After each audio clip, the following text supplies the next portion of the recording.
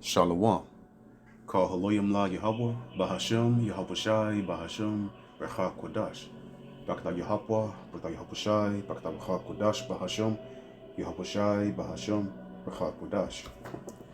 Shalom and double honors to the elder apostles of Great Millstone. Shalom to the elder bishops and the elders and the Akim and the Akwath of the hopeful elect. Shalom.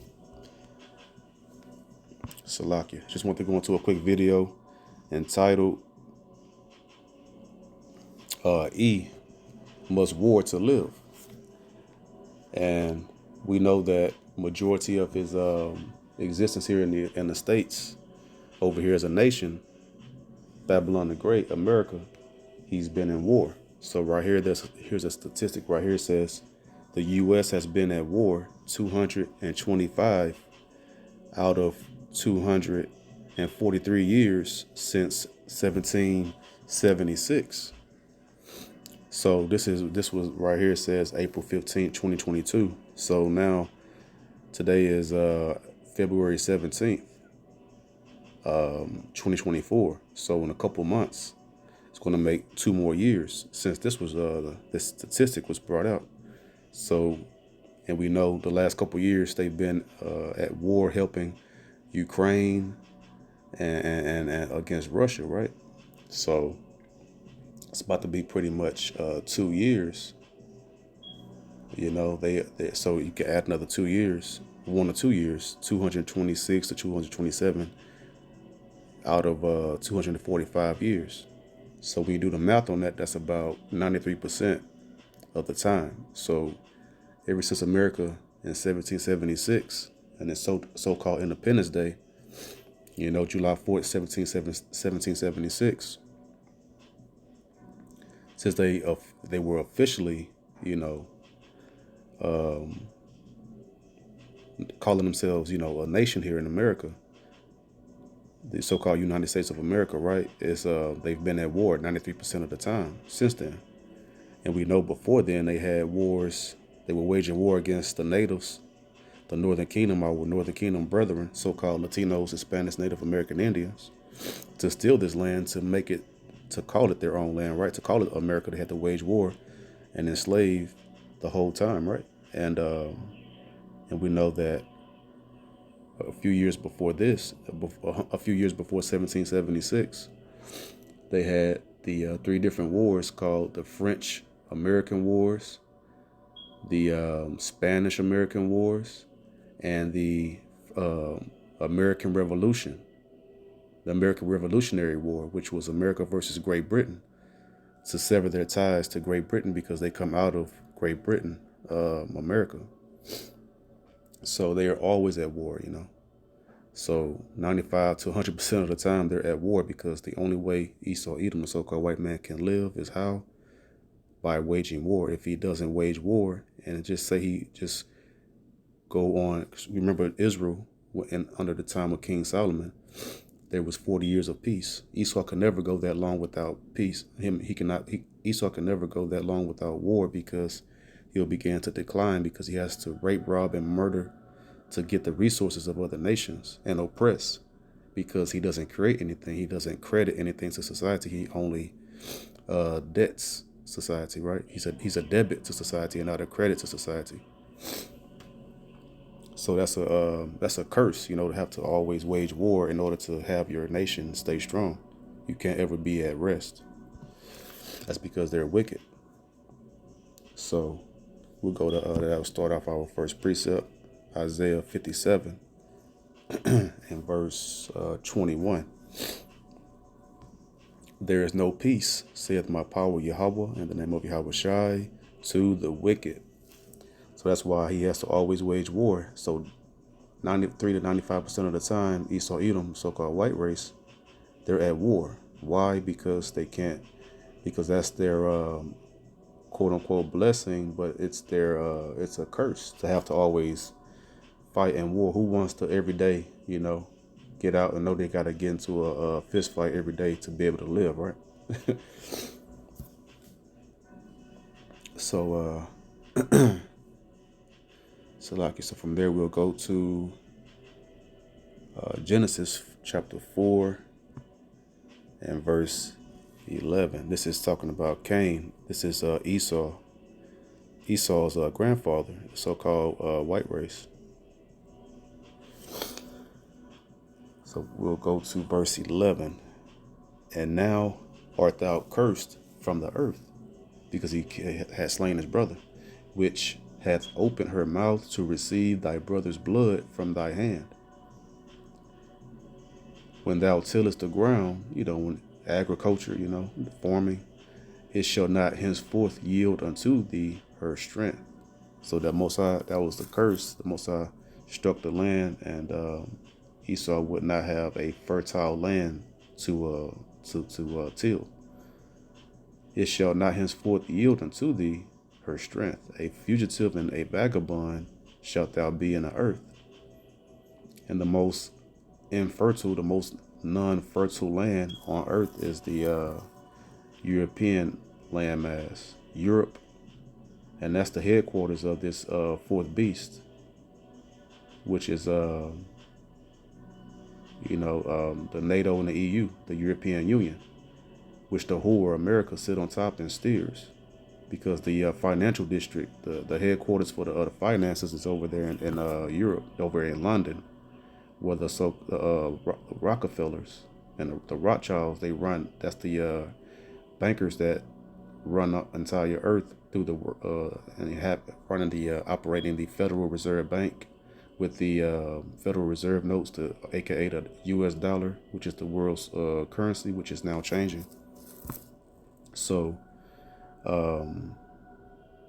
Europe is the world. Europe is the bottomless pit, because it has no resources. They have to import everything, and their only export they have to manufacture with European foreign cars. It's their only export that they have worth anything, that they make a lot of money off of, and they overcharge it, right? And they overcharge for those cars. But so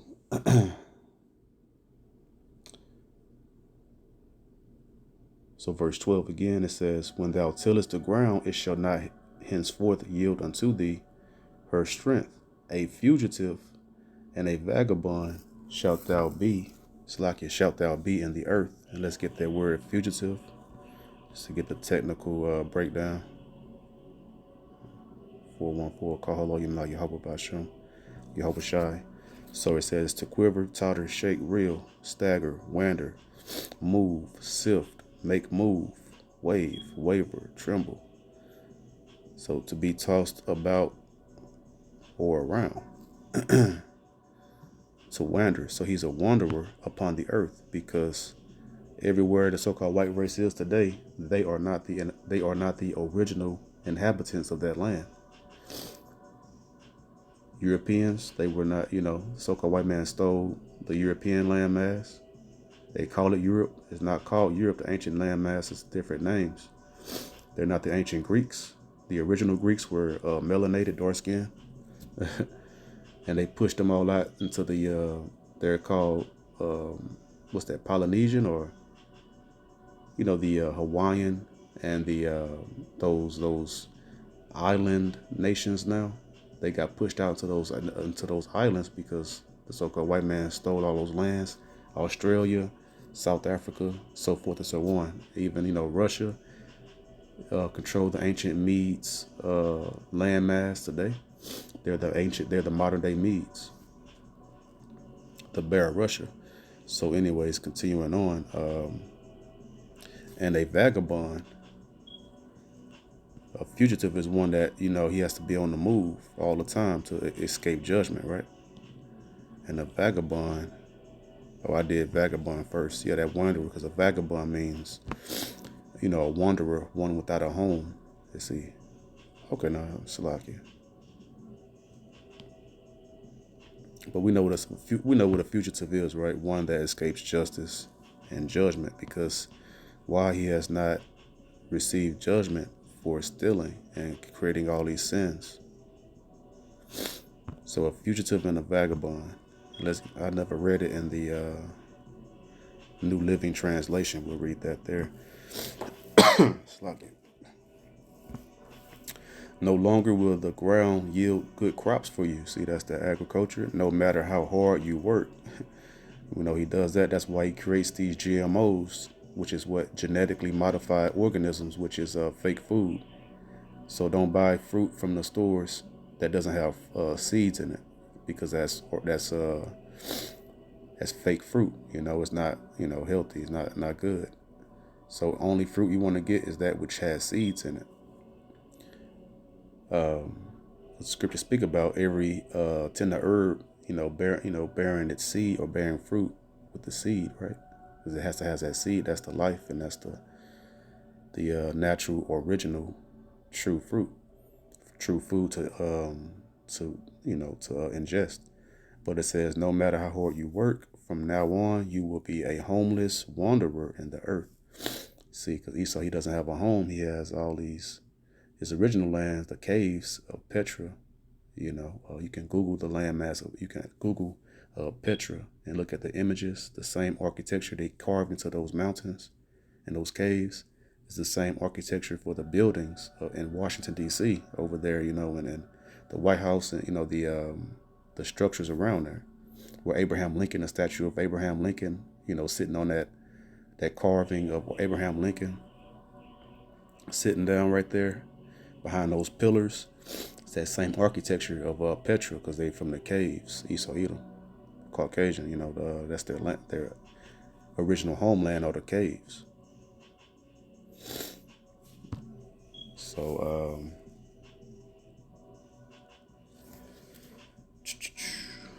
from there we'll go to Genesis 27 and verse 38.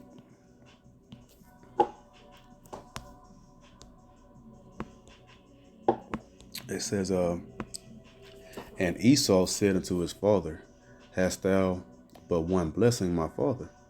Because we know Jacob went in there and finessed Esau and got the blessing, because he was supposed to have it from the beginning. But that's just the way the Most High wanted to go ahead and do it. Had it play out.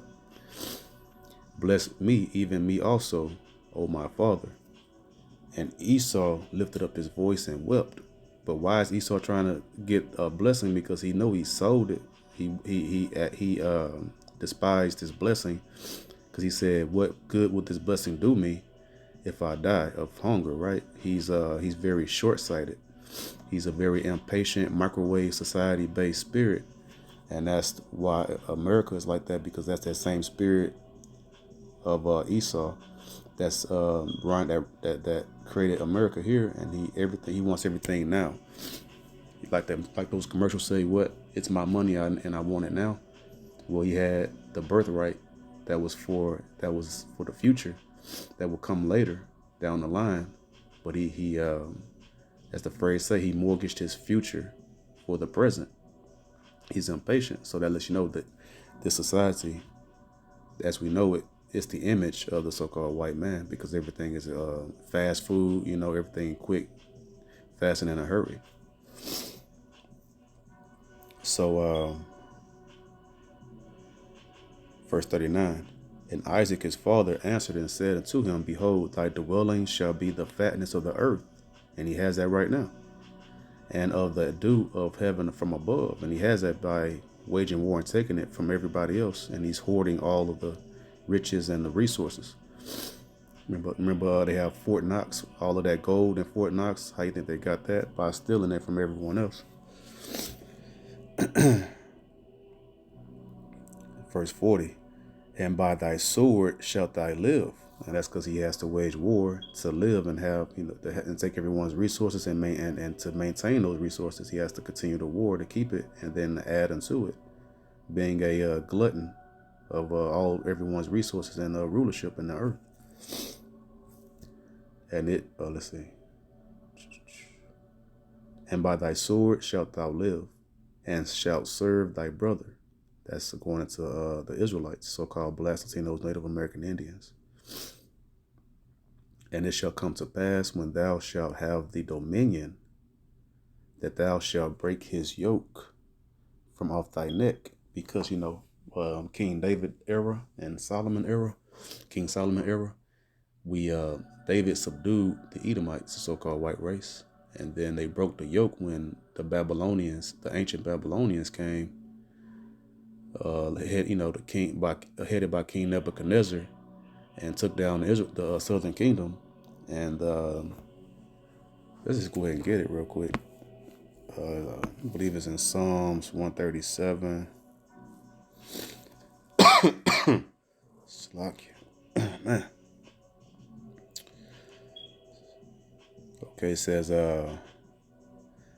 Psalms 137 and verse 7. Remember, O Lord Yahweh, in the name of Yahweh Shai, the children of Edom, in the day of Jerusalem, who said, race it. And it's like, that's basically like the base word for erase. When you have a pencil and you want to erase something that you wrote, race it, even to the foundation thereof.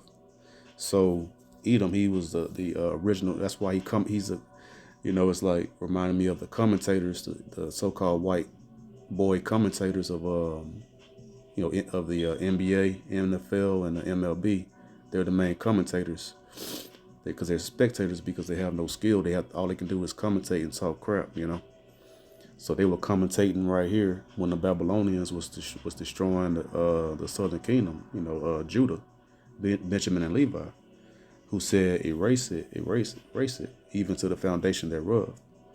O daughter of Babylon, see, Esau, Edom, they're the daughter of Babylon because they learned all the ways of Babylon. So and they took it to a whole new level. They're Babylon the Great now in these last days, spoken of in Revelation, Babylon the Great. O daughter of Babylon, who are to be destroyed, happy shall he be that rewarded thee as thou hast served us. Happy shall he be that taketh and dasheth thy little ones against the stones.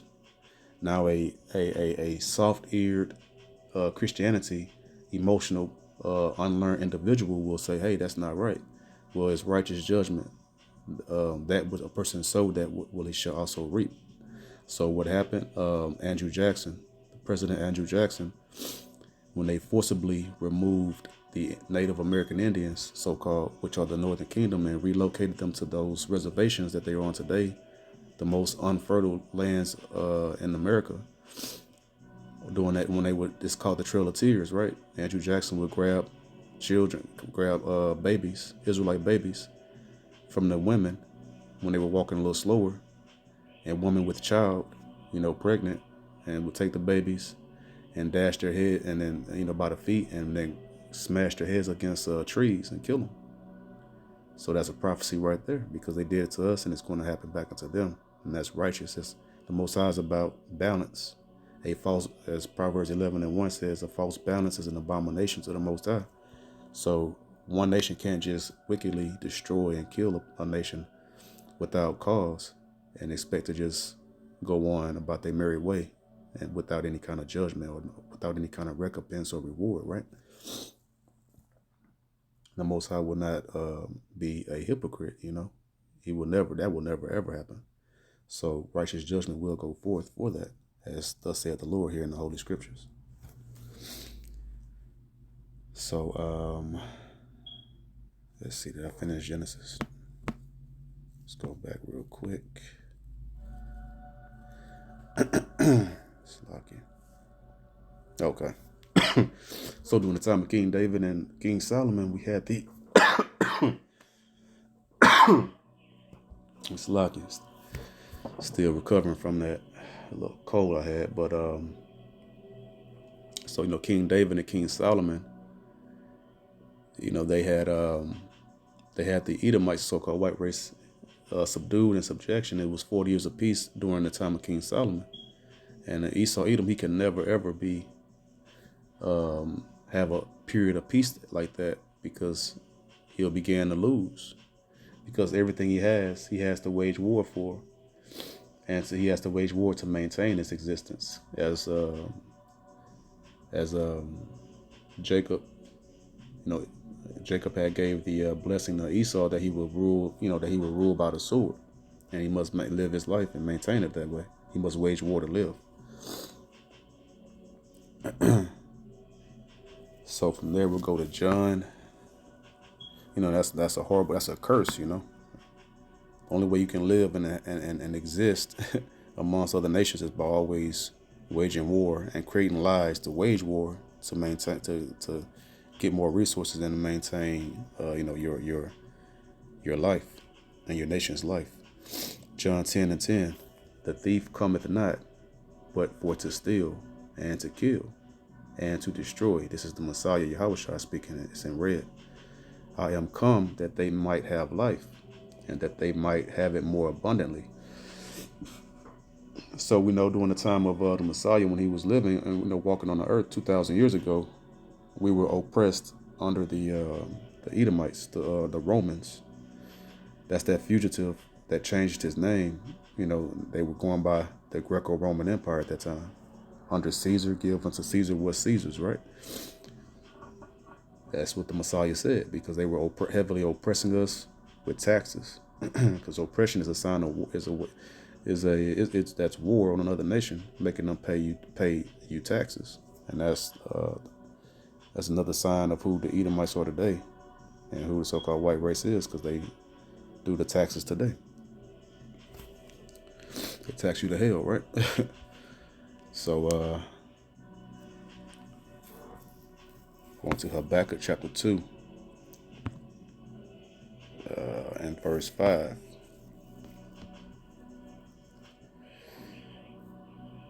Says, yeah, also because he transgresseth by wine. And that's going into his philosophies of this is a melting pot. Everyone come here and learn the ways of the so-called white man, Babylon the Great, and great confusion, blending all of the everyone's religions together, and nobody know left from right and right from left. He is a proud man. We know that he's the most proud in the earth. Neither keepeth at home. That's that fugitive and vagabond. He's always in everyone else's borders, taking their resources and waging war, living by the sword. Who enlargeth his desire as hell. You see, that's death, and is as death. And we know that all of his everything he glorifies is death and hell, because what's that? That skull and bones. Their symbols. They always have these jackets with a skull, a dead skull that's been decayed, which is just now the bone skull with the dead skull, and then the bones, and then their fraternities, their their highest level fraternities, which is like a fast track to like the political world, the politicians, and that fast tracks them to to the becoming a president. Skull and Bones fraternity of who was that? George W. Bush, and Biden, and all these other high-level wicked politicians. So that Skull and Bones is the name of that fraternity. So his desires as death. If he was as life, he would have things that was more reflecting of life, right? Who enlargeth his desire as hell, and is as death, and cannot be satisfied, but gathereth unto him all nations, and heapeth unto him all people. And in my high school, they would always brag about, I say this all the time, they would brag about how that high school was a melting pot of all nations, because you had every nation there at the school, and they glorified that. And then that's the early phases in their greatest melting pot are their universities. And university means one world, one learning. I forget, but universal meaning, just uni means one. So universal, so that means all nations. They call all nations you'll find at these universities. And they learning the ways of, they're learning those ancient Babylonian ways, like Nimrod when they built the Tower of Babel. These universities are many towers of Babel, learning everyone coming together again. So, and that's how he heap unto him all people. Talking about the American dream, and all nations come here drunken off that Babylonian wine and philosophy and the Babylonian juice. And now they're getting mad because they're realizing they're waking up to they were inebriated in the philosophical wine, and now they're awakening to the truth, and now they're mad. And they're going to end up burning her with fire at the end. Teaming up with Russia and Iran and China, the top, and Brazil, the top That's the BRICS, BRIC, Brazil, Russia, India, China. Those four carpenters that will take down the whore over here in the West. America, Babylon the Great. Well, Proverbs 4 and 16. He must always wage war. Proverbs 4 and 16. For they sleep not, except they have done mischief. Mischief goes into iniquity, which is sin. And their sleep is taken away unless they cause some to fall. And that's that their desire is death and hell. And they can't rest. They rest. A sincere spirit will sleep well knowing that they've done well. But these people, they sleep well knowing that they've done wickedly. So because their spirit is not upright and it's twisted and it's crooked. Psalms chapter 64.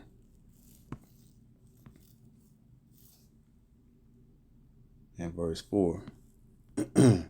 That they may shoot in secret at the perfect. And that's going into the media. And you read a couple verses above. We'll read verse 3. Who whet their tongue like a sword. And that word wet right there means sharpen. They sharpen their tongue like a sword. That's that serpent tongue, that split forked tongue. And bend their bows to shoot their arrows, even bitter words. So we know that they're talking about sharp words to pierce and slander the Israelites, so-called Blacks, Latinos, Native American Indians, through their media, because they slander us all day, every day, and say that we're the worst thing ever, when they're the ones doing the actions that prove that they're the worst thing ever. Verse 4, that they may shoot in secret at the perfect. And that's how they shoot in secret, because the wicked elites know who the Israelites are, the so-called Illuminati. They know who the Israelites are, and that's why. Is it a coincidence that it's always slander towards us and make the so-called black man the worst, most hated man on the earth? No, it's because he know that the head tribe is the so-called black man, the tribe of Judah, which the Messiah which is the tribe the Messiah come out of. He's the Alpha and the Omega, the beginning and end of everything. So he must keep the top tribe down, because once the top tribe rise up, then everyone else going to follow suit. The rest of the 11 tribes, of the Israelites.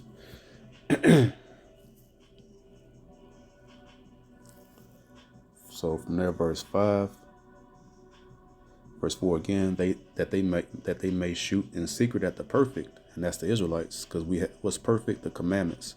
And what nation was given the commandments? The Israelites. Suddenly do they shoot at him and fear not. They don't fear, because they know that we're being punished right now for being because we had broke the commandments of the Most High. Verse 5, they encourage themselves in an evil matter. They commune of laying snares privily. And where snare is a trap, they lay traps. They lay traps privily, which is privately. They say, who shall see them? They're so foolish and ignorant. They don't know that the Most High's eyes are 10,000 times brighter than the sun, and they see the Most High sees everything. Everything's recorded. Everything is recorded, and they will receive, their proper recompense, aka reward. Verse 6, they search out iniquities. They search out sin. They accomplish a diligent search, both the inward thought of every one of them, and the heart is deep. The word heart goes into the Hebrew word lab, which means your mind, the inner man. So their inner man is deep. Their mind is very deep, because they always doing their best to. They're always plotting against the Israelites, the perfect, to keep them down, to keep us down and destroy it. That's the only way that they can exist, by keeping us down. Because when you turn off the lights, what's going to be present? Darkness. And what's the light? The laws from the Most High. So we're down. The laws are not flourishing right now and being taught in the earth, only amongst the hopeful elect right now. But when you turn that light on, when we awaken back to the truth, then darkness can't exist, and the darkness are the Edomites, the so-called white race. So it's a battle of good and evil, right and left, right versus left. The Most High power, Yahweh, in the name of Yahweh Shai, and Satan on the left-hand side. So you have the Most High Power, Yahweh, the Heavenly Father, the Father of spirits. On his right hand is Yahweh Shah, the Messiah, his only begotten Son, the first begotten Son, the first spirit created is Yahweh Shah, the Messiah, our intercessor and mediator, right? And then on the left hand side you have Satan, that's causing all kind of mischief and ruckus all throughout the earth. That's and Satan's favorite nation is the so-called white race, because the white race, so-called, does everything of Satan.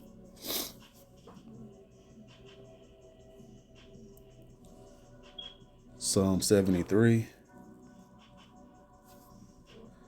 and verse 5. They are not in trouble as other men.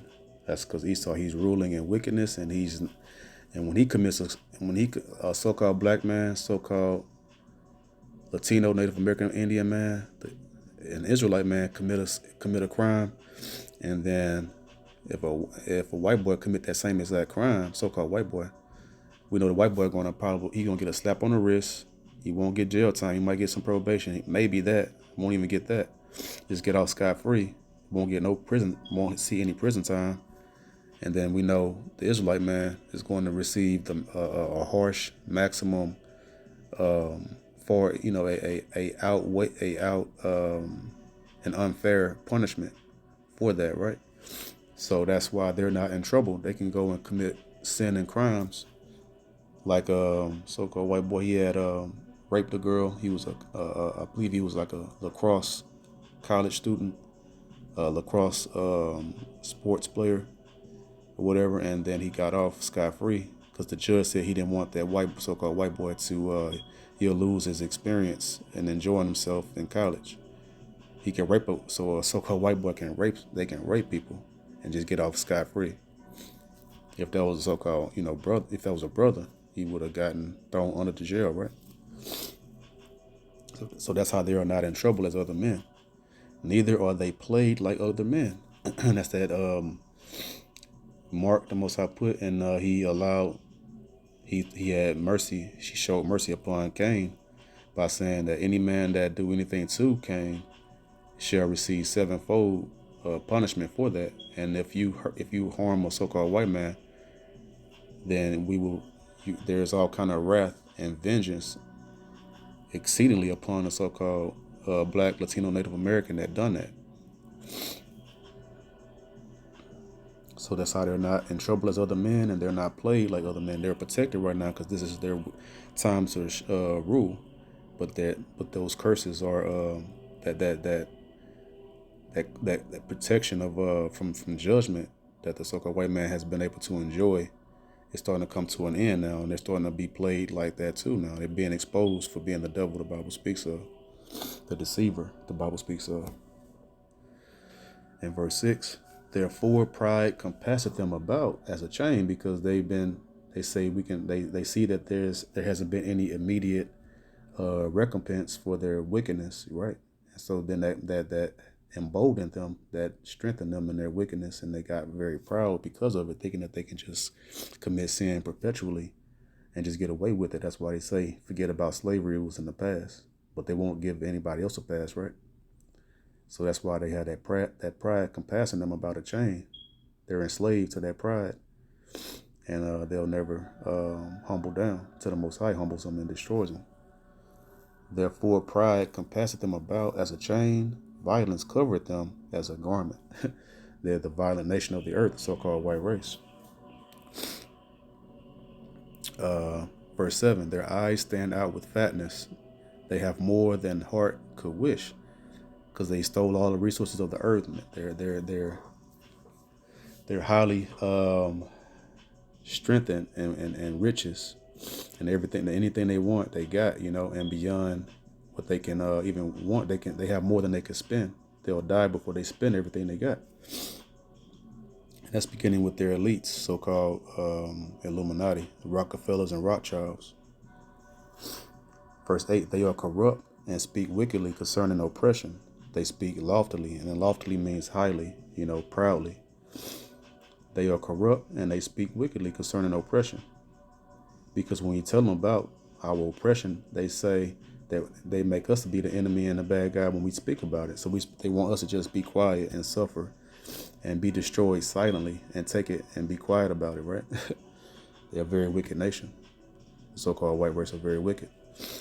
Verse 9, they set their mouth against the heavens, and that's the Most High and Yahweh Yahweh and Yahweh and the angels. And their tongue walketh through the earth. That tongue going to their words, the media. How did there's not a tongue literally going throughout the earth.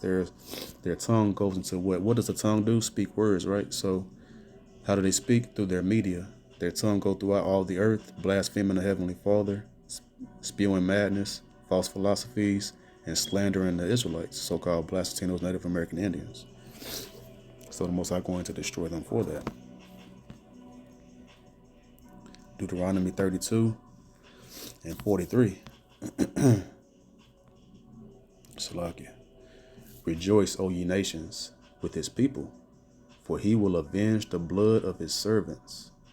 So Esau thinking that he can just continuously do this, but the Most High say, rejoice, all the nations, because the so-called white man heads the nations, the heathen nations that destroys us. So now the Most High telling them they rejoice they're destroying us, the so-called white race and heathen nations, and now it's time for them to rejoice to receive their judgment.